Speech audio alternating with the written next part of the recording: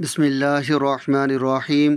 بیماری بھگانے والی ایک تسبیح اختیار کرنے سے پہلے پڑھ لیں۔ رات تک بیماری کو اپنے آنکھوں سے بھاگتا دیکھیں، ڈاکٹر تک دیکھ کر خود حیران رہ جائے گا۔ محترم ناظرین، آج کے اس ویڈیو میں اپنے تمام دیکھنے اور سننے والے ناظرین کے لیے قرآن پاک کی ایک ایسی آیت لے کر حاضر ہوا ہوں۔ قرآن پاک کی ایک ایسی آیت کے بارے میں آپ کو بتانے والا ہوں انشاءاللہ، جس کو اختیار سے پہلے پڑھنے سے اللہ پاک کے فضل کرم سے آپ کی ہر طرح کی بیماری دور ہو جائے گی۔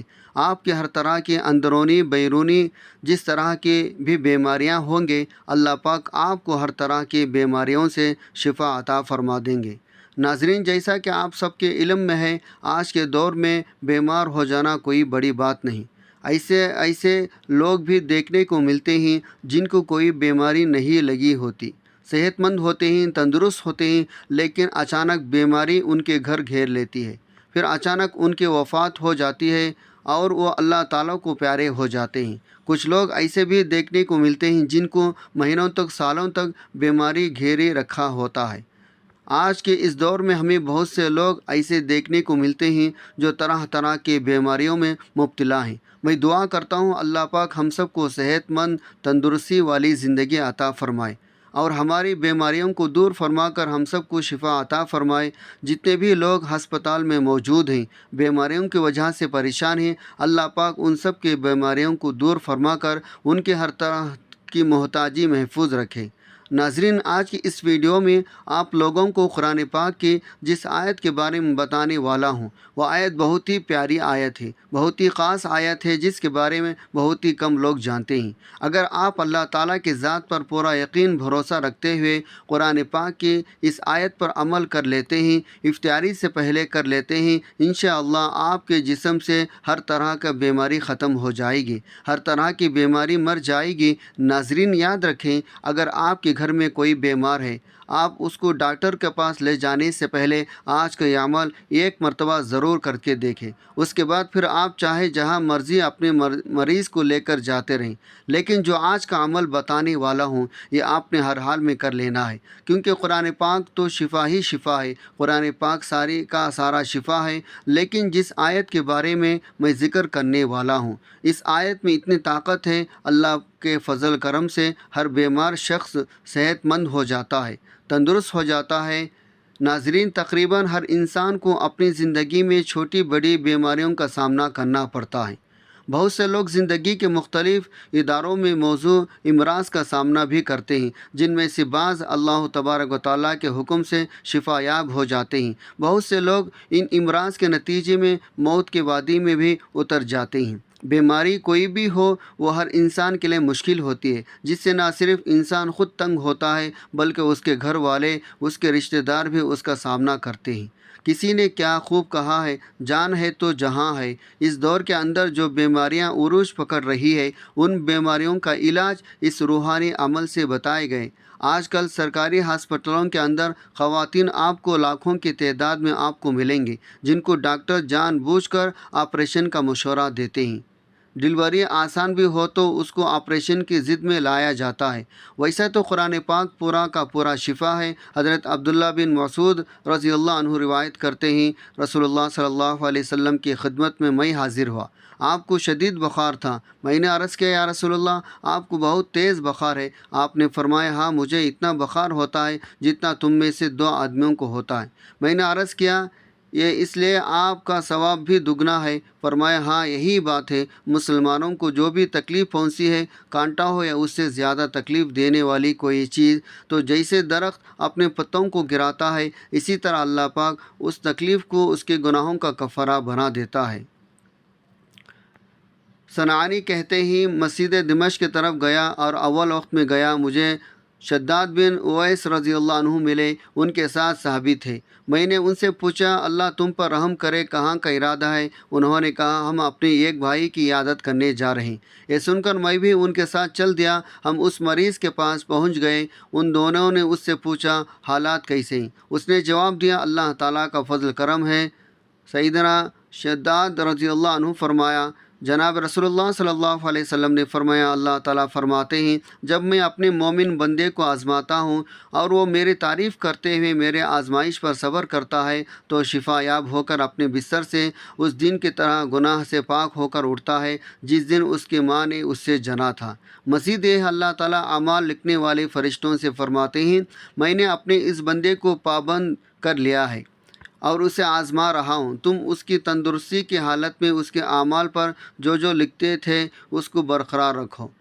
ان احادیث سے معلوم ہوتا ہے بیماری سے انسان کے گناہ معاف ہو جاتے ہیں، اس کے ذریعے انسان کو اللہ تعالیٰ بہت بڑا اجر عطا فرماتے ہیں، بشرطے کہ اس پر صبر کرے، ناشکری واوا نہ کرے۔ مزید یہ کہ اس کے احسانات میں سے ایک احسان یہ بھی ہے، بیمار آدمی کو بیماری کی حالت میں ان اعمال جن کو وہ تندرستی کی حالت میں کیا کرتا تھا اجر کیے بغیر ملتا رہتا ہے۔ کسی بھی قسم کی بیماری ہو اس کا علاج کرنا سنت ہے، علاج سے کبھی گریز نہیں کرنا چاہیے۔ بحیثیت مسلمان ہمارا ایمان ہے، بیماریاں اللہ کی جانب سے امتحان آزمائش ہے جن کا علاج سے کرنا چاہیے۔ سنت کے مطابق ان کا روحانی علاج کرنا بھی جائز مستحب عمل ہے۔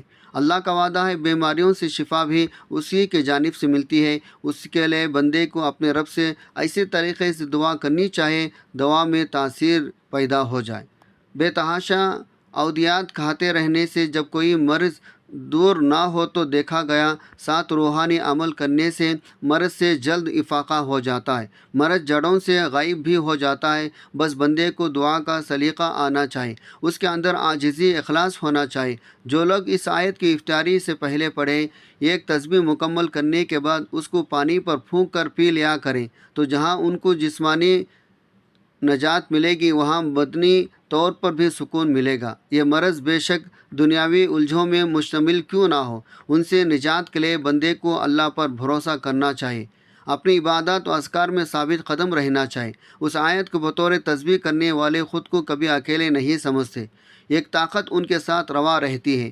یہ مایوس ڈپریشن کا مجرب عمل ہے۔ جن لوگوں میں منفی خیالات پیدا ہونے لگ جائے ان کے لیے بڑا سود مند عمل ہے۔ ارشاد ربانی ہے، جو شخص کسی ایک کی جان بچا لی اس نے گویا تمام لوگوں کی زندگی کر دیا، یعنی زندہ کر دیا۔ قرآن مجید کا ایک وصف یہ بھی ہے، اے لوگوں تمہارے پاس تمہارے رب کی طرف سے ایک ایسی چیز آئی ہے جو نصیحت ہے دلوں میں، جو رگوں میں ان کے لیے شفا ہے، رہنمائی کرنے والی ہے، رحمت ہے ایمان والوں کے لیے۔ حضرت ابراہیم علیہ السلام نے بیماری سے شفا کو رب العزت کی نعمت قرار دیا۔ اس حوالے سے ارشاد ہے، جب میں بیمار ہو جاتا ہوں وہی مجھے شفا دیتا ہے۔ حضرت عیسیٰ علیہ السلام کے معجزات میں سے ایک معجزہ امراض سے شفا بھی تھا۔ رسول اللہ صلی اللہ علیہ وسلم نے امراض و تکالیف کے حوالے سے علاج و اسباب کو اختیار کرنے پر زور دیا تاکہ مسلمان جسمانی، قلبی، روحانی طور پر صحت مند رہیں۔ حضرت جابر رضی اللہ عنہ رسول اللہ صلی اللہ علیہ وسلم سے روایت کرتے ہیں، ہر مرض کی دوا موجود ہے، جب مرض کا علاج ہو جائے تو اللہ کے اذن سے وہ مرض ٹھیک ہو جاتا ہے۔ اس حدیث میں دو باتوں کی طرف اشارہ کیا گیا ہے، امراض کے لیے دوا موجود ہے، اسے استعمال کرو، مگر یقین یہی رکھو شفا تو اللہ ہی کے ہاتھ میں ہے۔ اللہ تعالیٰ نے بڑھاپے کے سوا ہر بیماری کی دوا پیدا کی ہے۔ سیدنا علی مرتضیٰ رضی اللہ عنہ اصل علم دوا ہی ہے، علم افقہ تاکہ زندگی گزارنے کا آسان طریقہ معلوم ہو، اور علم طب تاکہ انسانی جسم بیماریوں سے محفوظ صحت مند رہے۔ اس بارے میں کسی شخص کی گنجائش نہیں۔ امراض سے واقفیت، ان کے علاج میں مہارت حاصل کرنا مسلمانوں کے تمام معاشروں کے لیے ضروری ہے، البتہ علماء نے اسے فرض کفایہ قرار دیا ہے۔ اگر بقدر ضروریات چند افراد فن میں ماہر موجود ہو تو بقیہ معاشرے پر سے فرض ساقط ہو جائے گا۔ اسلام میں فقط مریض سے ملاقات کرنے کا بھی بڑا اجر ہے۔ فرمان رسول اللہ صلی اللہ علیہ وسلم، صبح کے وقت ایک مسلمان سے صرف ملاقات و عیادت کرنا شام تک کے لیے ہزاروں فرشتوں کی دعا کا مستحق بنا دیتا ہے، اور اسی طرح شام کے وقت کسی کو جا کر ملنا صبح تک کے لیے انعام دلواتا ہے۔ پھر اسی پر بس نہیں بلکہ جنت میں مزید انعام کا وعدہ بھی ساتھ ہی ہے۔ حضرت ابو ہریرہ سے مروی ہے، آپ کا فرمان ہے، اللہ تعالیٰ قیامت کے دن فرمائے گا، اے ابن آدم، میں مریض تھا، تو نے میری تیمہ داری کیوں نہ کی؟ بندہ عرض کرے گا اے اللہ میں آپ کی عادت کیسا کرتا، حالانکہ آپ رب العالمین ہیں، یعنی آپ بیمار ہونے سے پاک ہیں۔ اللہ تعالیٰ کی طرف سے جواب آئے گا میرا فلاں بندہ مریض تھا، تو نے اس کی تیمہ داری نہیں کی، کیا تجھے پتہ نہیں اگر تو اس کی تیمہ داری کرتا تو مجھے اسی کے پاس پاتا۔ حضرت ابو ہریرہ اور عبداللہ بن عمر سے مروی ہے، آپ صلی اللہ علیہ وسلم کا فرمان ہے جب کوئی شخص کسی مریض کی تیمہ داری کے لیے جاتا ہے، اللہ تعالیٰ 70,000 فرشتوں کو مقرر فرماتا ہے جو اس کے لیے دعائیں مغفرت کرتے رہتے ہیں۔ یہ تیمہ داری کے غرض سے جانے والا شخص جب قدم زمین سے اٹھاتا ہے تو اس کے لیے نیکیاں لکھ دی جاتی ہے، اور جب قدم زمین پر رکھتا ہے تو اس کا گناہ مٹا دیا جاتا ہے، اس کا درجہ بلند کیا جاتا ہے، یہاں تک کہ وہ اس مریض کے پاس تیمہ داری کے لیے جا بیٹھتا ہے تو اللہ کی رحمت اسے ڈھانپ لیتی ہے، اور اس وقت تک اللہ کی رحمت میں ڈھکا رہتا ہے جب تک مریض کی تیمہ داری کر کے واپس نہیں جاتا۔ حضرت انس سے مروی ہے، آپ صلی اللہ علیہ وسلم نے فرمایا جو شخص اچھی طرح وضو کرے اور ثواب کی نیت سے کسی مسلمان بھائی کی عیادت کے لیے جائے تو اسے جہنم سے 70 سال کی مسافت کے برابر دور کر دیا جاتا ہے۔ حضرت ابن عباس رضی اللہ عنہ سے مروی ہے، آپ صلی اللہ علیہ وسلم کا فرمان ہے تیمہ داری کرنے والا مریض کے پاس بیٹھ کر 7 مرتبہ یہ دعا کرے، اللہ اسے اس مرض سے شفا عطا فرماتا ہے۔ اس کے علاوہ یہ بھی دعائیں احادیث میں آئی ہیں۔ اس لیے ڈاکٹر بشرط ایمان ان سب اجر ثواب کا اس وقت تک حقدار ہوتا ہے جب وہ نیک نیتی خدمت خلقت جذبے سے یہ اموار انجام دے۔ مریض کو تسلی کی کلمات کہنا ہی عیادت ہے جو کہ عبادت ہے، اس کے بعد اس کا علاج معالجہ کرنا مزید باعث اجر ہے۔ اگر خدا نخواستہ ڈاکٹر مریض سے محض پیسے بٹونے کے لیے کام کر رہا ہے تو دھندا تو کہلایا جا سکتا ہے، خدمت خلت کا نام دینا ناانصافی ہے، چونکہ انسانیت کی بہت بڑی خدمت ہے اور اسلام انسانیت سے مکمل ہمدردی کا نام ہے، اس لیے شریعت نے اس بارے میں مکمل رہنمائی کی ہے۔ ڈاکٹروں کی ضرورت، معیار، ذمہ داریاں اس کی معاشرتی حیثیت کو اہمیت سے بیان کیا ہے۔ اللہ تعالیٰ نے اس کائنات میں زہر کے ساتھ ساتھ اس کا ترقیات بھی پیدا فرمایا، بیماریوں کے ساتھ ساتھ اس کا علاج بھی۔ رسول اللہ صلی اللہ علیہ وسلم نے ارشاد فرمایا اللہ تعالیٰ نے بڑھاپے کے سوا ہر بیماری کی دوا پیدا کی ہے۔ اب یہ انسان کا کام ہے وہ اللہ تعالیٰ کی دی ہوئی عقل، تجربے کی قوت کو استعمال کرتے ہوئے دواؤں کو دریافت کرے۔ اس کام کو میڈیکل سائنس ڈاکٹر انجام دیتے ہیں، اس لیے اس میں کوئی شبہ نہیں۔ انسانی خدمات کے پہلو سے ان کی خدمات نہایت اہم ہیں۔ بھوکے کو کھانا کھلانا، محتاج کو کپڑا پہنانا، معذوروں کے کام میں ہاتھ بٹانا اور ضرورت مند کے حاجات پوری کرنا، یہ سب مخلوق کی خدمت ہیں۔ لیکن انسان سب سے زیادہ خدمت کا محتاج اس وقت ہوتا ہے جب وہ مریض ہو۔ بیماری انسان کو اس مقام پر پہنچا دیتی ہے، کھانا موجود ہونے کے باوجود وہ کھا نہیں سکتا، ہاتھ پاؤں سلامت ہیں لیکن وہ ایک قدم چل نہیں سکتا، تیمہ داری اور مددگار کے رحم کرم کے محتاج ہو جاتا ہے۔ اسی لیے رسول اللہ صلی اللہ علیہ وسلم نے مریض کی عیادت اور تیمہ داری کو بے حد اجر کا باعث قرار دیا۔ آپ صلی اللہ علیہ وسلم نے فرمایا جب تک ایک شخص مریض کی عیادت میں رہتا ہے گویا وہ جنت کے باغ میں ہے۔ اس طرح کے ڈاکٹر گویا اپنی ڈیوٹی کے پورے وقت اس حدیث کا مصداق ہوتا ہے۔ رسول اللہ صلی اللہ علیہ وسلم نے ارشاد فرمایا لوگوں میں سب سے بہتر وہ ہے جو لوگوں کے سب سے زیادہ نفع پہنچائے۔ کون ہے جو انسانوں کے لیے ڈاکٹر معالج سے بڑھ کر نفع ہو۔ اس طرح گویا حضور صلی اللہ علیہ وسلم کی بارگاہ سے ڈاکٹر کو خیر الناس بہترین انسان کا ایوارڈ ملا ہے۔ انسان بڑھ کر اور کیا اعزاز ہو سکتا ہے۔ واقعی ہے یہ اگر وہ انسانیت کا سب سے بڑا محسن ہے، وہ اس نسبت سے اس کو توقیر تکریم معاشرے کا فریضہ ہے۔ بعض دفعہ ایسا ہوتا ہے علاج سے جلدی فائدہ نہیں ہوا یا مریض کو موت واقع ہوئی تو لوگ ڈاکٹر سے الجھ جاتے ہیں، بعض دفعہ تو اس کی جان کے بھی لالے پڑ جاتے ہیں۔ یہ غیر سنجیدہ طرز عمل ہے، اس لیے علاج تو انسان کی اختیار میں ہے لیکن صحت و شفا اللہ کی معیشت کے بغیر حاصل نہیں ہوتا۔ جو شخص جس مقام کا حامل ہوتا ہے اسی نسبت سے اس کی ذمہ داریاں بھی ہوتی ہیں، اس لیے ڈاکٹر معالج حضرات کو اپنی ذمہ داریوں پر بھی توجہ دینی چاہیے۔ ڈاکٹر کا بنیادی فریضہ یہ ہے وہ اس پیشے میں خدمت کو پہلو کو مقدم رکھے۔ ہم یہ تو نہیں کہہ سکتے وہ مریضوں کا مفت علاج کرے، اپنے گھر سے دوائیں لا کر کھلا دیں، لیکن یہ ضروری ہے اس پیشی کو محض تجارت بزنس نہ بنا دیا جائے۔ اجرت اجرت کے ساتھ ساتھ اجر کے پہلو کو بھی ملحوظ رکھا جائے۔ اس وقت صورتحال یہ ہے، تعلیم علاج نے ایک زبردست کاروبار کی صورت اختیار کر لی ہے۔ معاشی کشش کی وجہ سے بہت سے ہوٹل ہسپتالوں میں تبدیلی ہو گئی، ڈاکٹروں کی فیس مریض کے لیے ناقابل برداشت بوجھ بن گئی۔ پھر فیس کے لیے سلسلے میں بھی ایک نئی روایت یہ قائم ہو رہی ہے، مریض جتنی بار مشورے کے لیے جائے ہر بار فیس ادا کرے۔ اس طرح بعض اوقات ہر ہفتہ ڈاکٹر فیس وصول کر لیتے ہیں، پھر آمد کے باعثہ ذریعہ بھی پیدا کر لیے گئے ہیں۔ دوائیں لکھی جاتی ہے، مخصوص متعین دکانوں سے دوا خرید کر کہا جاتا ہے تاکہ ان سے کمیشن مل سکے۔ مریض پر بوجھ ڈالنے، اپنی جیب بھرنے کے لیے ایسا بھی ہوتا ہے۔ جو دوائیں پہلے لکھی گئی تھی ابھی وہ ختم بھی نہیں ہوئے تو تبدیل کر دی جاتی ہے۔ اسی فارمولے کی دوسری دوا جس کا نام کمپنی بدل جانے کی وجہ سے بدلا ہوا ہوتا ہے لکھ دی جاتی ہے۔ بیچارے مریض کو ڈاکٹر صاحب کی اس ہوشیاری کی خبر بھی نہیں ہوتی۔ یہ بھی دیکھا گیا ہے جتنی دوا مطلوب ہے اس سے زیادہ لکھ دی گئی، چند دنوں میں نسخہ بدل گیا اور زائد دوائیں بیکار ہو گئی، یہ بھی ہوتا ہے۔ نقلی دوائیں، ایسی دوائیں جن کی مدت ختم ہو چکی ہے، دی جاتی ہے۔ معیاری دواؤں کی قیمت وصول کی جاتی ہے، بے مقصد ٹیسٹ کرائے جاتے ہیں۔ مریض نے اگر کسی دوسرے ڈاکٹر سے ٹیسٹ کرایا ہوتا ہے تو وہ رپورٹ دو دن پہلے ہی کیوں نہ ہو، لیکن نیا ڈاکٹر پھر سے پورے ٹیسٹ کراتا ہے اور یہ بھی ضروری قرار دیا جاتا ہے ڈاکٹر نے جس پیتھولوجسٹ کا مشورہ دیتا ہے اسی کے ہاں ٹیسٹ کرایا جائے۔ ان خدمات میں جستجو تحقیق کا جذبہ، اکثر اس کا مقصد زیادہ سے زیادہ کمانا، اپنے جیب میں بھرنا ہوتا ہے۔ ایسا بھی ہوتا ہے ایک ڈاکٹر دوسرے ڈاکٹر یا کسی خاص ہاسپٹل کے مریض ریفر کرتا ہے۔